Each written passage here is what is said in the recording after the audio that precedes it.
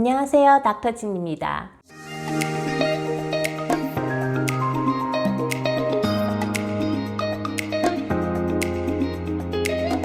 오늘은 인트로덕션 첫 강의 영상입니다.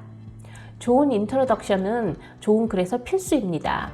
제가 학생들의 에세이를 채점할 때도 인트로덕션만 읽으면 그 글이 좋은 글인지 그렇지 않은 글인지 50% 이상은 알 수 있습니다.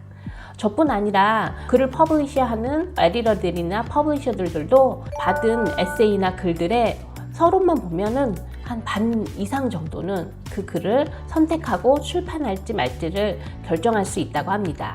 그만큼 인트로덕션은 아주 중요한 부분입니다. 중요한 부분인 만큼 제가 2번에 나누어서 꼼꼼히 강의하겠습니다. 예전 에세이 스트럭처 강의에서 다루었듯이 아카데믹 에세이 인트로덕션에 들어가야 할 필수 사항은 다음의 3가지입니다. Attention grabbing first sentence, 즉 opening sentence, informative sentences, and thesis statement. Informative sentence는 build to your thesis, opening sentence와 thesis statement를 연결해주는 브릿지와 같은 센텐스들이죠. 그리고 thesis statement는 claim이 들어간 문장입니다. 나의 의견이 들어가는 문장이죠. 이 중에서 오늘은 특히 attention grabbing first sentence, opening sentence 즉에 대해서 이야기하겠습니다. 에세이를 시작하는 첫 문장에 관한 것이죠. 보통 아카데믹 에세이를 쓸 때 가장 많이 쓰이는 방법은 토픽에 대한 general statement에서 시작해서 background information을 주면서 구체화하다가 thesis statement로 발전시키는 것입니다. 예를 들어서 예전에 함께 공부했던 앤 맥클린턱의 글의 서론을 보겠습니다.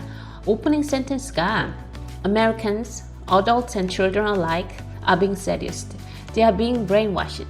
라고 굉장히 Americans, adults and children 조금 많이 일반적인 그런 이야기를 한 후에 점점 자세한 설명을 덧붙이면서 구체화해 나가기 시작합니다. 그러면서 자기 의견을 이끌어내죠. 네, 이게 바로 general statement부터 시작해 나가는 것입니다. 제 강의에서는 독자의 시선을 끌 수 있는 흥미로운 오프닝 센텐스를 만들기 위한 여러 가지 방법을 제가 제시하려고 합니다. 이번 강의에서는 한 3가지 정도 강의할 거고 다음 강의에서는 한 3가지 정도 또 강의하겠습니다. Number 1.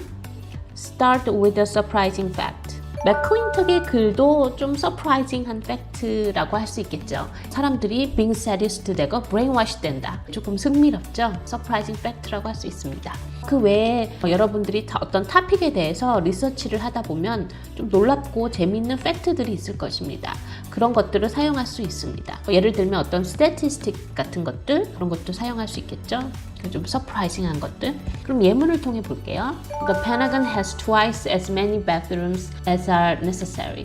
The famous government building was constructed in the 1940s when segregation laws required separate bathrooms be installed for people of African descent. This building is the only American icon that harkens back to this embarrassing and hurtful time in our history. 이 글은 페나건에서 화장실이 필요한 수보다 2배나 많다. 그러니까 1940년대 지어진 그 건물은 인종차별법으로 인해 흑인들을 위한 화장실을 따로 만들어야 했기 때문이다. 라고 하면서 이 건물 화장실을 통해서 보는 미국의 역사에 대해서 이야기하고 있습니다. 그 이후엔 thesis statement로 어떤 인종차별에 대한 글쓴이의 의견이 표출되겠죠. 네, 여기서 surprising fact죠. 페나건에 화장실이 2배나 있대. 왜냐면 그것이 segregation law 때문이래. 인종차별법. 이렇게 surprising fact를 사용해서 좀 더 serious한 토픽인 인종차별에 대한 그런 의견을 이끌어냈습니다. 또 다른 예를 하나 볼까요? I change my name each time I place an order at Starbucks.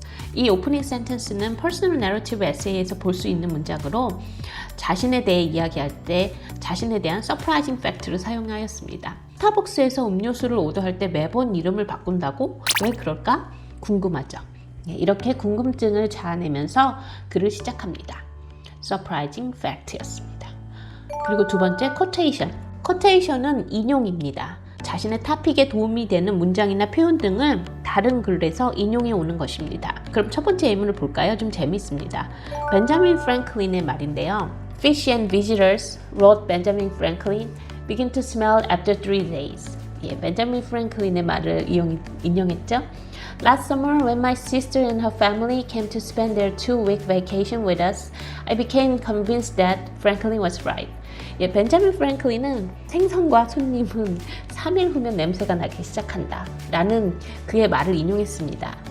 그 다음에 자신의 누나의 가족들이 방문한 사건에 대해 이야기하고 있고, 인용문을 보아서 그 사건이 즐거운 사건은 아니었다는 것을 알 수 있겠네요. 그래서 이 글쓴이는 아주 재미있게 벤자민 프랭클린의 글을 이용해서 에세이를 시작했습니다. 그럼 좀 더 시리어스한 토픽을 볼까요? Hillary Clinton once said that there cannot be true democracy until women's voices are heard. In 2006, when Nancy Pelosi became the nation's first female Speaker of the House, one woman's voice rang out clear. 두 번째 예문에서는 글쓴이가 여성의 목소리가 들리지 않고는 진정한 민주주의가 설 수 없다. 여성 인권에 대한 글의 인트로덕션에 힐러리 클린턴의 말을 인용했습니다. 쿼테이션을 할 때는 조금 인지도가 있고 어더리티가 있는 사람의 글을 보통 인용합니다. 어떤 분야의 대가라든지 아주 잘 알려진 인물이라든지 엑스퍼트 등의 말을 인용합니다. 물론 글이 좀 퍼스널한 글이라면 친구나 가족의 말을 인용하기도 하겠죠. 쿼테이션이었습니다.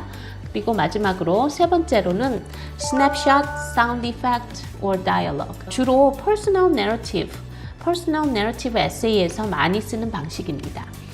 단편 소설을 쓰는 것처럼 독자들의 궁금증을 자극하기에 좋은 방법입니다. 스냅샷은 말로 사진을 찍는 겁니다. 사진의 한 장면처럼 중요한 세팅이나 캐릭터 등에 대해서 자세히 묘사하는 거죠. 묘사하다, describe라고 하는 거죠.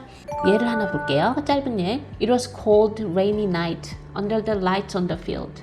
I lined up the ball on the penalty line under the wet grass. After glancing up at the tied score, I stared into the goalkeeper's eyes. 지금 축구 경기, 예, 그 상황을 글로 사진을 찍듯이 묘사하고 있습니다. 예, 이렇게 시작하면 되게 궁금하겠죠? 예, 그 다음은 어떻게 될까? 네, 이것도 오프닝 센텐스로 이렇게 description, 스냅샷을 보여주듯이 description 하면서 시작할 수 있습니다. 다음은 사운드 이펙트를 이용해서 시선을 모으는 것입니다. Snap. I heard a startling sound of my left knee before I ever felt the pain. 뚝 하고 무릎에서 나는 소리로 시작했습니다. 정말 아프겠네요. 네, 궁금증을 유발하고 있습니다. 예, left knee에서 snap, 네, 뚝 하고 소리가 났대요. 이렇게 사운드 이펙트를 이용해서 글을 시작할 수가 있습니다. 이게 다 글의 오프닝 센텐스입니다. 그 다음에 다이얼로그로 글을 시작할 수도 있습니다. 다이얼로그, 대화를 이용해 글을 시작하는 거죠. Potter, take off. My coach yelled as I was cracking yet another joke during practice. 코치가 yelled 한 것을 지금 이제 코테이션을 했습니다. 다이얼로그를 썼습니다. 이것도 재밌을 것 같습니다. 다이얼로그를 사용할 때는 그것이 너무 길면 안 되고 토픽과 밀접한 관계가 있어야 합니다. 그리고 이 다이얼로그는 딱 시선을 모아서 집중이 되게 하고 글을 또 더 읽고 싶도록 궁금증을 유발합니다. 자, 오늘은 여기까지입니다. 강의를 들으시면서 본인이 사용하기 편한 오프닝 센텐스 쓰기 방법이 있다면 한번 사용해 보세요. Those who are wise will shine like the brightness of the heavens, and those who lead many to righteousness like the stars forever and ever. 지혜로운 자들은 하늘의 빛과 같이 빛날 것이며 많은 사람을 옳은 길로 인도한 자는 별처럼 영원히 빛날 것이다. 성경 말씀은 정말 꿀처럼 달고 그리고 아름답습니다. 저의 하루하루를 이끌어주는 말씀들이 많은데 다니엘서는 제가 특히 좋아하는 그런 부분입니다. 정말 학문이 깊었던 그리고 지혜로웠던 다니엘은 제가 학자로서도 많이 닮고 싶고 본받고 싶은 사람입니다. 정말 별처럼 빛나는 그런 사람, 많은 사람들을 하나님께로 인도하는 그런 사람. 여기서 지혜로운 자는 하나님께로부터 오는 지혜, 하나님을 아는 지혜 라고 생각합니다. 세상적인 지혜보다 우위에 있는 지혜입니다. 여러분도 오늘 하루 많은 가득한 지혜로 오늘 하루 풍성한 하루 되셨으면 좋겠습니다.